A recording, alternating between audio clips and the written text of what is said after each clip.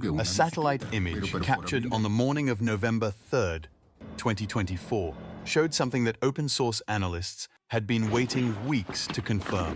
Stretched along a tree line 7 kilometers north of Kurakhove, across a frozen agricultural belt that had once divided collective farm fields, were the thermal signatures of at least 6 burned-out armored vehicles.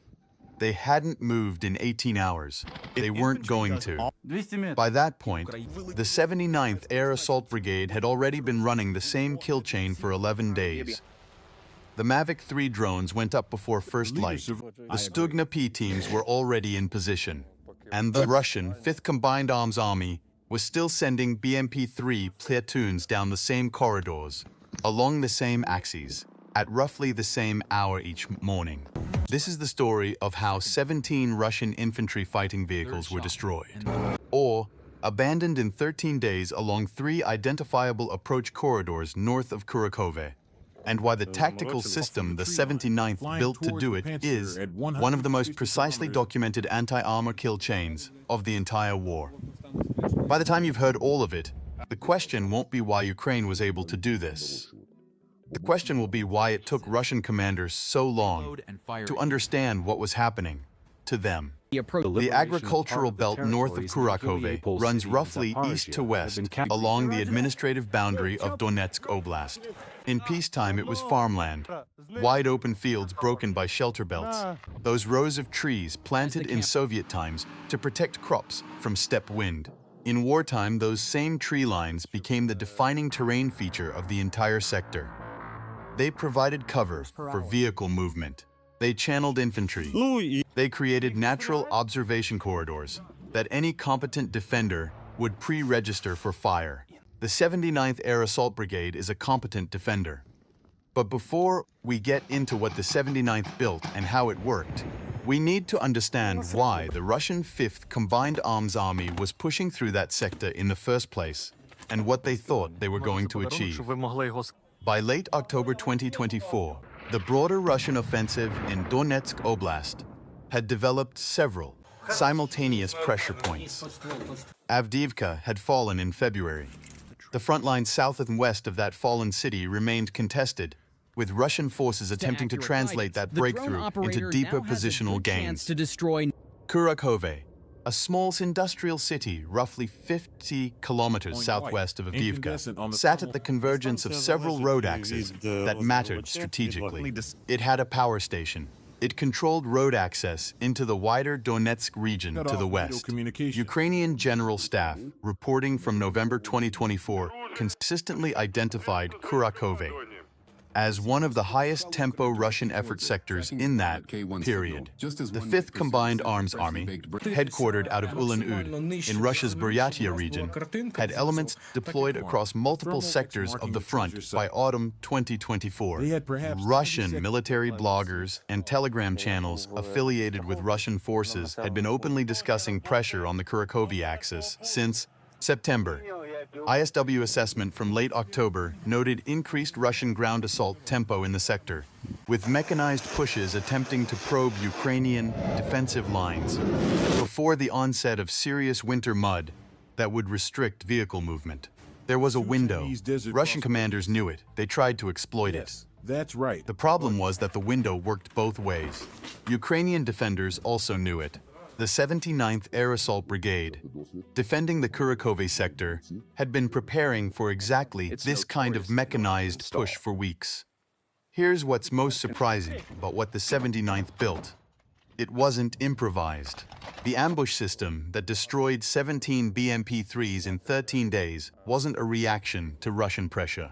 It was a prepared system that waited for Russian pressure to arrive. OSINT reconstruction from geolocated combat footage posted across multiple Ukrainian military and independent monitoring channels allows a reasonably detailed picture of how the 79th organized its anti-armor defense. Anti-tank teams equipped with the Stugna-P were rotated through pre-surveyed firing positions along the 3 main approach corridors. Those positions had been identified, range estimated, and in some cases pre-registered weeks before the main Russian push began. This isn't unusual for a competent combined arms defense, but the level of systematic preparation the footage suggests goes beyond standard defensive practice. So they continued to find. I spent time going through the geolocated frame data and analyst reporting that accumulated across this engagement period, and one detail kept pulling my attention back. The firing positions weren't improvised. They were chosen specifically to maximize the Stugna-P's engagement envelope against vehicles moving along predictable terrain channels. The tree lines that Russian vehicles used for cover were the same tree lines that made the Ukrainian firing positions effective. The Stugna-P is a Ukrainian-developed laser beam-riding, anti-tank guided missile system. It fires the 130mm Stugna, or the heavier 152mm Skiff variant. Maximum effective range against armored targets runs to approximately 5 kilometers, depending on variant and atmospheric conditions. The guidance system uses a semi-automatic laser beam riding principle. The operator holds the sight on the target, and the missile follows the laser beam to impact. It is not a fire and forget system, which means the operator must remain exposed and tracking throughout the engagement. That exposure requirement shaped how the 79th positioned its teams. Firing positions were selected to maximize standoff distance while maintaining line of sight to the approach corridors. Satellite imagery analysis published by several open-source monitoring accounts in November 2024 identified probable firing positions based on vehicle track marks and disturbed vegetation patterns. The positions were typically set back from the tree line edges by enough distance to reduce the operator's visual signature, with the missile launch occurring from positions where the exhaust backblast was partially masked. This is Doctrine. The 79th was executing Doctrine precisely. The Mavic 3 integration was the other half of the system, and in some respects, the more tactically innovative part. The DJI Mavic 3, widely used by both sides in this war for reconnaissance and target acquisition, was being operated from elevated observation points, likely the upper sections of tree lines, or from positions on slightly elevated ground behind the main defensive line. Multiple Ukrainian combat footage compilations from this period show Mavic 3 feeds tracking Russian vehicle columns as they moved through the approach corridors, with the drone maintaining altitude and standoff distance sufficient to avoid most Russian electronic warfare systems operating in the sector. The kill chain timing, reconstructed from timestamp metadata on footage and cross-referenced against Russian telegram admission posts, suggests an average engagement sequence of roughly 4 to 7 minutes from initial Mavic detection of a moving BMP-3 to Stugna-P impact. That timeline breaks down approximately as follows. Drone operator acquires vehicle and confirms identification. Passes grid reference or visual bearing to the Stugna-P team. Team confirms target acquisition through their own optics and missile is launched. The BMP-3 is a tracked infantry fighting vehicle. It is not a fast-moving target across open agricultural ground. Now, here's the part that doesn't make sense on the surface. And yet it's exactly what the footage shows happening repeatedly across all 3 corridors. Russian BMP-3 crews apparently did not systematically alter their approach timing or routes even after multiple losses in the same areas. Part of that is the nature of the terrain. There were limited, viable approach routes. The tree lines provided the only real cover for vehicle movement across the exposed agricultural fields. The corridors were constrained, but part of it was something else. Russian assault timing patterns during this period showed a notable consistency. Multiple Ukrainian drone operators and anti-tank team members, quoted in Ukrainian media reporting from November 2024, described the Russian push pattern as heavily concentrated in the pre-dawn period following artillery preparation. The sequence was predictable enough that Ukrainian teams were reportedly already in position when the Russian vehicles began to move. The artillery would finish. There would be a pause. Then the BMP-3s would come. One Ukrainian drone operator identified only by his call sign in a November 2024 report from a Ukrainian media outlet embedded with the 79th, described watching a Russian platoon-level formation begin its approach, while it was still dark enough that the thermal imaging on the Mavic 3 was the primary identification tool. He could see the vehicle heat signatures moving in column formation along the shelter belt. He passed the contact to the Stugna-P team. They already knew it was coming. That account is worth sitting with for a moment, because it captures something important about what was happening in this sector during those 13 days. The 79th wasn't reacting. The 79th was anticipating.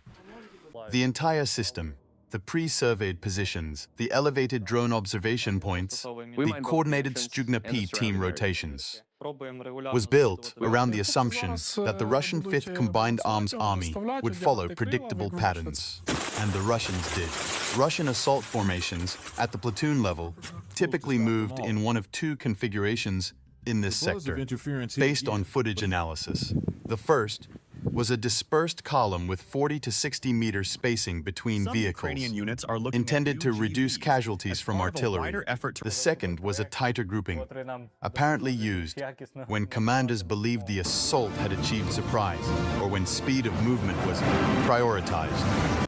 The tighter grouping proved catastrophic in this sector. Multiple losses in the Oryx confirmed dataset from this period show 2 to 3 vehicles destroyed in rapid succession, suggesting engagements where a Stugna-P team was able to engage a second vehicle. Shortly after the October 1st was hit, the Oryx project, which documents Russian equipment losses through photographic evidence, confirmed at minimum 17 BMP-3 losses attributable to the Kurakhove sector during the October-November 2024 period. The actual number of losses in this specific 13-day window, and specifically in the 3 approach corridors the 79th was defending, is somewhat harder to isolate precisely, because Oryx attribution is based on photo confirmation, and not every destroyed vehicle in this war produces immediately available photographic documentation. Open-source researchers monitoring Russian Telegram channels noted admissions of platoon-level losses across this period that corroborate the 17-vehicle figure as a floor, not a ceiling. What do 17 BMP-3 infantry fighting vehicles represent in material terms? The BMP-3 is not cheap. Russian defense industry pricing is not fully transparent, but estimates based on arms export contracts put the unit cost of a BMP-3 in the range of $3 to $5 million US, depending on configuration and era of production. The vehicles destroyed near Kurakhove in this period were not all new production. Open-source imagery of the wreckage showed a mix of production, vintages, but even at conservative replacement cost, 17 vehicles represents somewhere between $50 and $85 million in materiel loss. More importantly, each BMP-3 typically carries a mechanized infantry section of 7 to 8 soldiers. 17 vehicles represent a full-strength mechanized infantry company's worth of infantry transport capacity, eliminated from the operational inventory. Telegram channels associated with units operating in the Kurakhove sector showed a notable pattern during this period. In the first week of the 13-day engagement window, posts about the sector were relatively confident in tone, describing advances and Ukrainian defensive pressure as manageable. By the second week, the tone shifted. Posts began appearing that described heavy losses from enemy ATGM fire and drone-directed missile strikes in language that read against the Oryx confirmation data and geolocated footage clearly corresponded to the Stugna-P engagements on the 79th sector. Here's the take that will probably generate some pushback. The Russian failure in this sector wasn't primarily a failure of equipment. The BMP-3 is a capable vehicle, better protected than many of its contemporaries in the Russian inventory. The failure was procedural.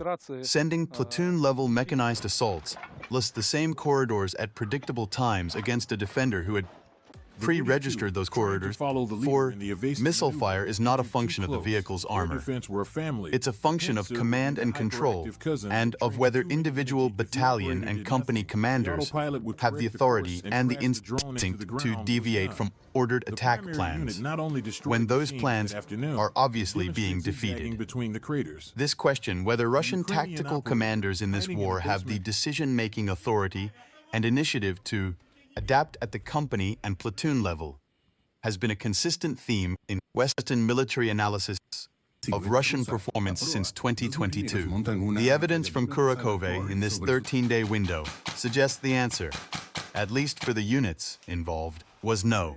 Let's talk about the BMP-3's armor, because this matters to understanding why the losses were as severe as they were.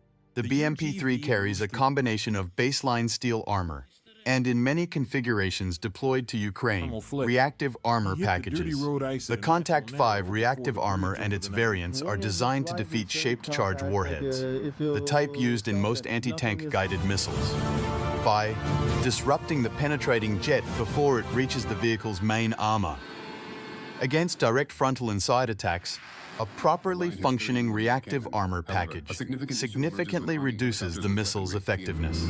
The Stugna-P targeting profiles captured in footage from this sector show a consistent preference for top attack geometry, approaching the target from angles where the reactive armor package provides the least protection. The top of a BMP-3 is not as well protected as the front. The engine deck, the turret ring, the hatches, these are thinner, and a missile arriving at a steep downward angle hits surfaces that the reactive armor was not optimized to protect. If the Mavic 3 is the eye of this kill chain, then the geometry of the Stugna-P engagement is the precision of the cut. The drone gives the team the vehicle's heading and speed. It can carry drone The team selects the engagement angle. The missile rides the laser to the point of impact. Ukrainian ATGM teams in this war have accumulated roughly 2.5 years of operational experience against Russian armored vehicles across multiple terrain types and seasons. The knowledge of where to hit a BMP-3 is not theoretical for these operators. It is practiced. Here's a question worth sitting with. How many Stugna-P missiles does it take to establish this kind of dominance over an approach corridor? The honest answer from the footage analysis is fewer than you might expect. Several of the confirmed engagements in this period show single-shot kills. One missile, one vehicle. The pre-surveyed firing positions and the Mavic 3 target acquisition appear to have generated engagement conditions where the Stugna-P teams were shooting under near-optimal conditions, good visibility, pre-calculated range, known target heading, time to aim. The comparison that matters here isn't between individual weapons. It's between systems. Russia had BMP-3s with reactive armor and experienced crews. Ukraine had Stugna-P missiles with pre-surveyed firing positions and Mavic 3 coordination. The system integration is what determined the outcome. Russian vehicles operating individually or in small formations without their own dedicated reconnaissance assets working ahead of them were being acquired and engaged before they could locate the source of fire. The BMP-3's own sensor package, its day and night optics, its commander's sight, is capable equipment. But it was looking for threats in a sector where the threats had already chosen their positions before the vehicles arrived. That's the structural asymmetry.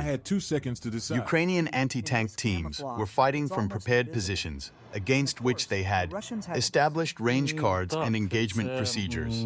Russian vertical crews were fighting in terrain they had not adequately reconnoitered at times of day that reduced their own optical effectiveness against a defense that had studied their patterns. If you follow this war with any seriousness, here's why this specific engagement matters beyond the vehicle count. The Stugna-P and Mavic 3 combination isn't new. Ukrainian forces have been using commercial drones for reconnaissance and target acquisition since the early weeks of the 2022 invasion. What is notable about the Kurakhove engagement is the systematic, pre-planned nature of the integration at the brigade level. This isn't a company commander improvising with available equipment.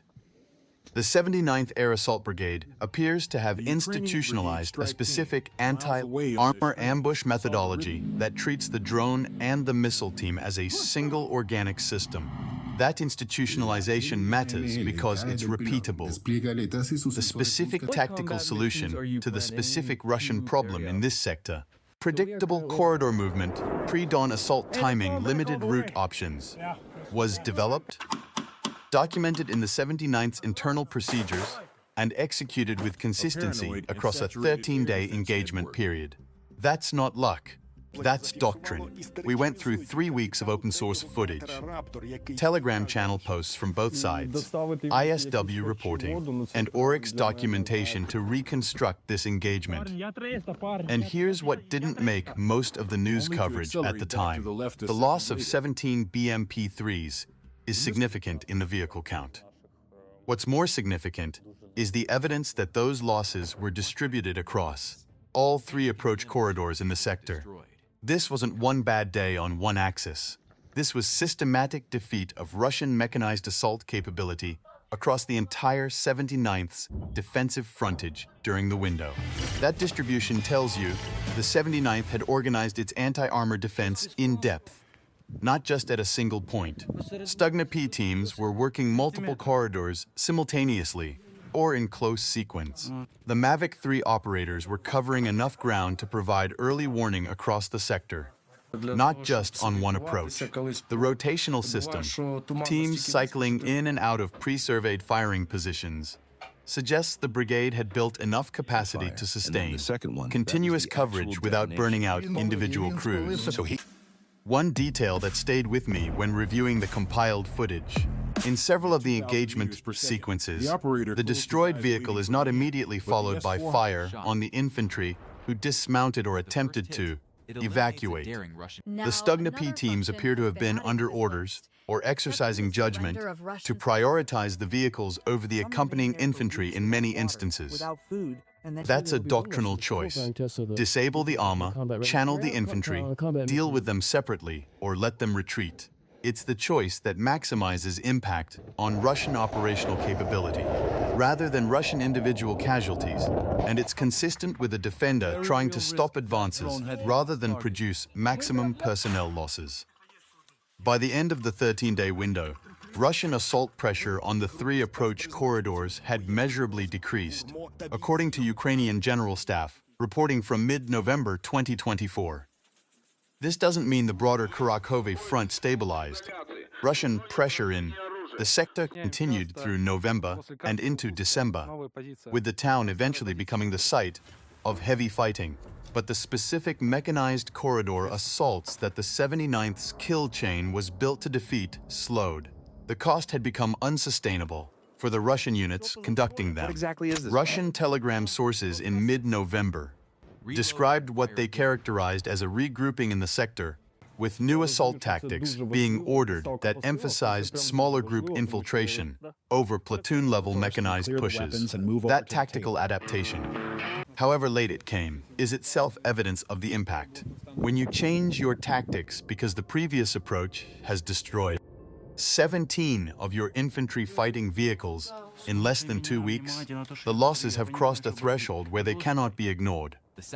The broader material picture at this point in the war underscores why those 17 vehicles mattered beyond their immediate tactical impact. According to Oryx documentation through late 2024, Russia had lost well over 500 tanks and on-foot fighting vehicles since the February 2022 invasion.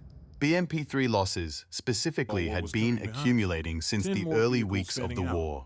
Russia's defense industrial base has been producing replacement vehicles at rates that Western intelligence assessments have described as significant but insufficient to fully replace combat losses at the pace they were accumulating. Every BMP-3 that burns in a Ukrainian field is a BMP-3 that Russian industry has to replace before it can be returned to an assault unit. The crew loss question is harder to quantify but equally important. BMP-3 crews are 3 personnel: driver, gunner, commander, plus the infantry section they carry. Loss rates in this kind of repeated mechanized assault under prepared anti-tank fighter are difficult. to establish from open source data. But the consistent pattern of vehicle abandonment, visible in some of the footage, vehicles stopped by missile, impact with no apparent immediate crew casualties, then abandoned rather than recovered, suggests that beyond the physical vehicle losses, the Russian units in this sector were experiencing crew confidence problems. When soldiers start abandoning vehicles that could potentially be recovered and repaired, that's a morale indicator, as much as a tactical one. Here's what strikes me most about this engagement in retrospect. The 79th Air Assault Brigade's achievement in this 13-day period wasn't primarily a function of superior weapons. The Stugna-P is good, but Russia has comparable anti-tank missile systems in its own inventory. The Mavic 3 is commercially available to any buyer. The advantage the 79th exploited was informational. They understood the terrain better, they understood the enemy's patterns better, and they had built a system that converted that informational advantage into kinetic effects before the Russian forces could. Adapt. That's the real lesson of Kurakhove, and it extends well beyond this specific engagement. In this war, the force that can establish and maintain informational dominance at the tactical level, through drone reconnaissance, through pattern analysis, through pre-surveyed and registered terrain, repeatedly outperforms the force that is operationally stronger on paper. Subscribe to this channel if this kind of OSINT-grounded operational analysis is what you come here for. We reconstruct these engagements from verified footage, cross-referenced documentation, and open-source evidence every week. There's no shortage of material. Now, what does the Kurakhove anti-armor engagement mean for the broader conduct of the war? And for how militaries outside Ukraine are thinking about armored vehicle survivability. The top attack vulnerability question is not new. It drove the development of active protection systems, like the Russian Arena and Trophy used by Western militaries. But the Kurakhove footage reinforces something that Western military analysts have been discussing with increasing urgency since 2022. Reactive armor packages designed primarily for direct attack threat profiles are significantly less effective against the threat environment that now dominates the Ukrainian battlefield. Drone-directed missiles arriving at steep angles, drone-dropped munitions, loitering FPV attack drones. All of these concentrate their effects on vehicle top surfaces that were historically less protected, because historically they were less threatened. The BMP-3s that burned north of Kurakhove in October and November 2024 were in many cases carrying reactive armor that cost significant money to procure and install. That armor did not save them because the attack geometry didn't match the armor's protective geometry. The Stugna-P teams, guided by Mavic 3 operators who could see exactly where each vehicle was heading and communicate the optimal engagement angle, consistently exploited this vulnerability. For NATO and Western militaries watching this war as a laboratory, and they are watching it that way, Kurakhove adds another data point to an emerging consensus.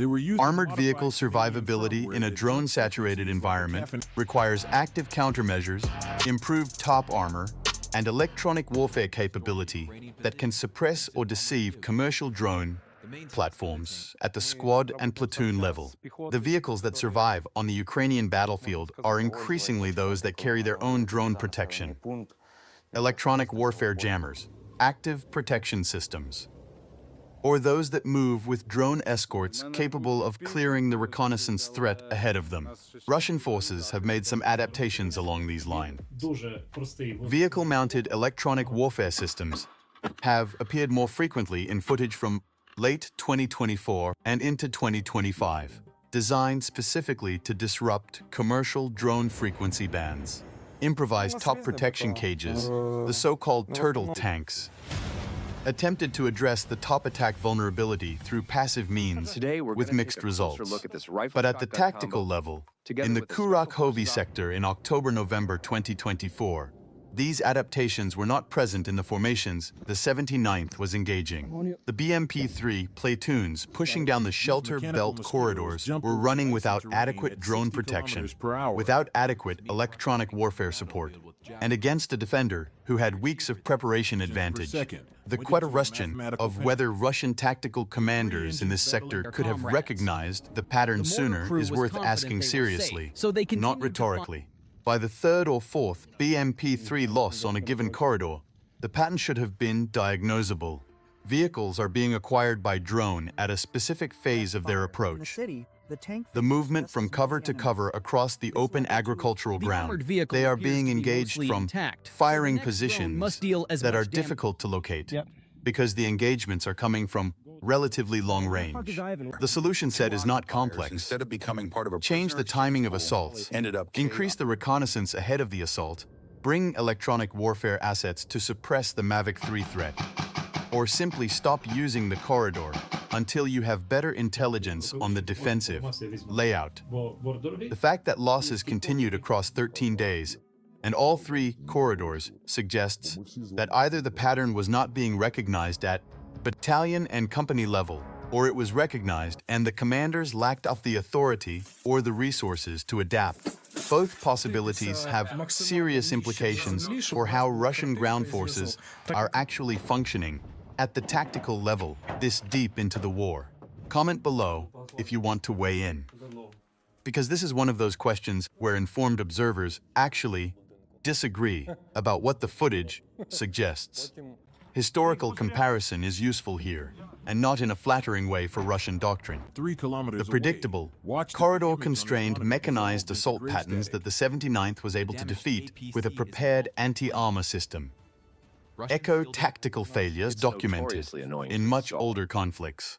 In the 1973 Arab-Israeli War, Egyptian and Syrian forces initially achieved significant success with anti-tank missiles against Israeli armor, because Israeli commanders had underestimated the guided missile threat.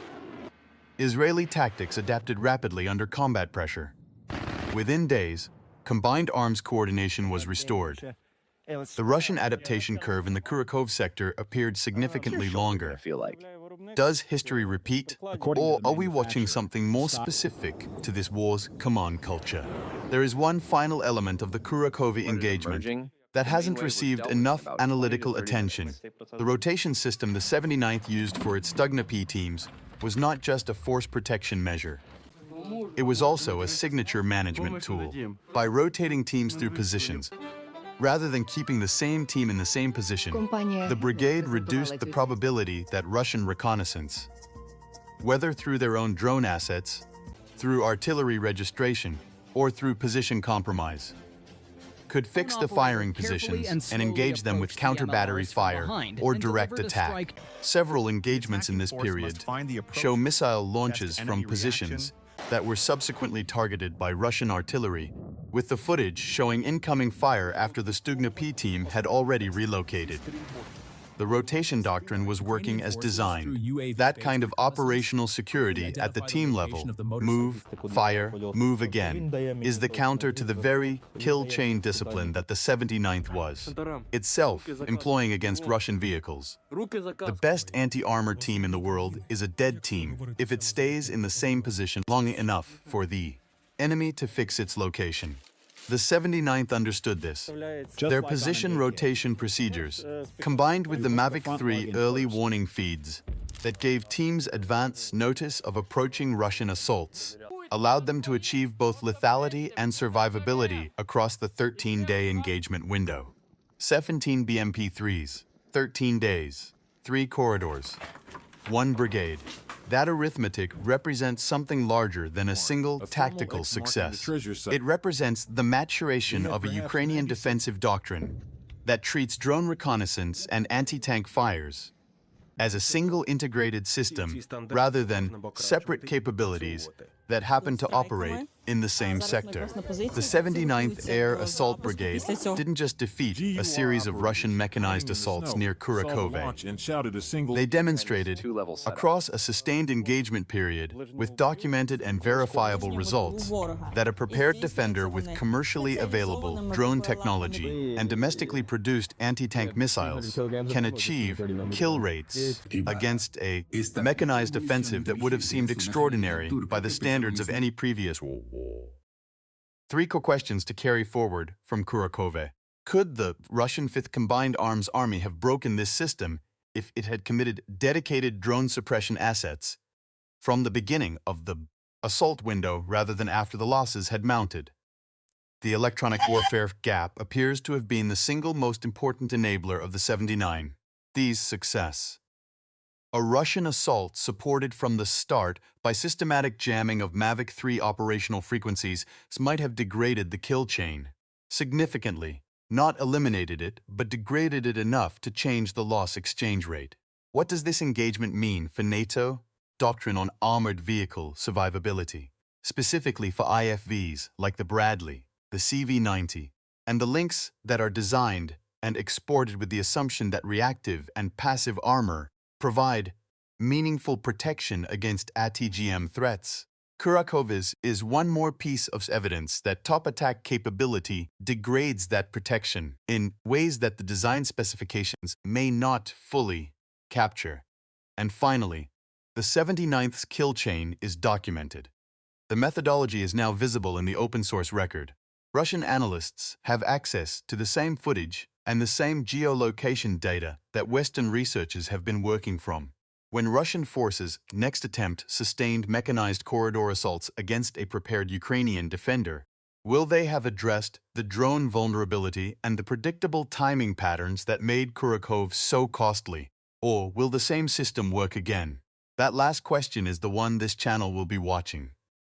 Because the answer, when it comes, will tell us something fundamental about whether the Russian military is capable of the kind of tactical learning that wars eventually force on every army that wants to survive them. If this kind of detailed operational reconstruction is what you're looking for, Oryx verified loss counts, geolocated footage analysis, kill chain breakdowns, subscribe now.